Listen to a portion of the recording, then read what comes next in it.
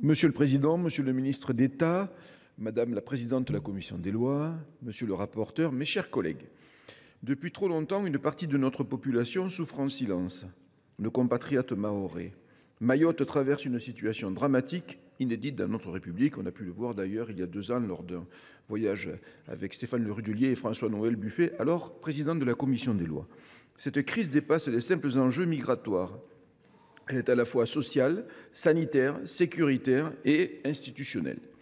Elle met aujourd'hui en péril notre pacte républicain. Les Mahorais n'en peuvent plus, ils ont le droit de vivre dignement, en sécurité et dans le respect des principes qui fondent notre République. Ils doivent pouvoir bénéficier, au même titre que tout citoyen français, de la justice et de la sécurité.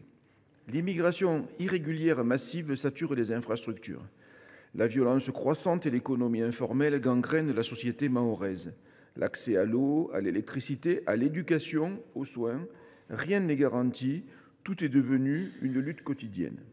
Avec plus de 10 000 naissances chaque année, Mayotte est le 2e département le plus nataliste. Les 3/4 des mères sont cependant de nationalité étrangère. Le système hospitalier est à bout de souffle. L'hôpital de Mamoudzou croule sous les urgences et les pompiers interviennent sur des centaines d'accouchements hors maternité. Ce n'est plus tenable. Face à cette réalité, le droit du sol tel qu'il s'applique aujourd'hui à Mayotte ne fonctionne plus. Il a été détourné. Alors que la population vit un enfer, les passeurs se frottent les mains.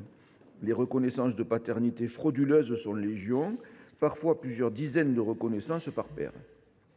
Mayotte est à un point de rupture. Il est temps d'agir avec responsabilité.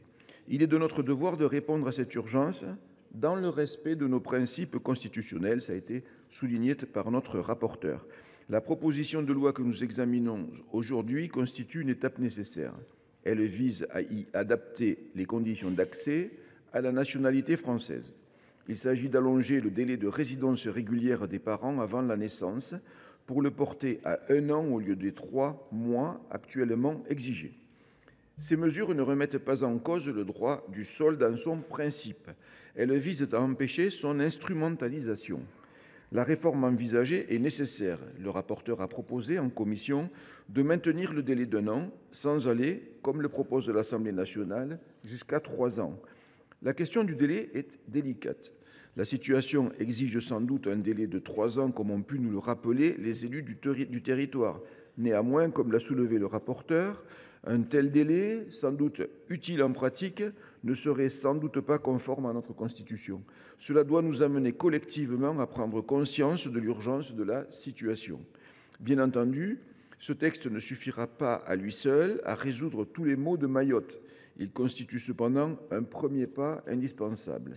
Il nous faudra également renforcer les moyens de lutte contre l'immigration clandestine en exigeant une coopération accrue des Comores. Les infrastructures, et notamment un nouvel hôpital et le réseau de transport, devront être modernisés. Enfin, comme pour de nombreux territoires ultramarins, il faudra réinterroger le modèle économique de Mayotte afin de créer de l'emploi et sortir de l'économie informelle. Tout ne se fera pas en un jour, mais nous devons à nos concitoyens de restaurer le pacte républicain.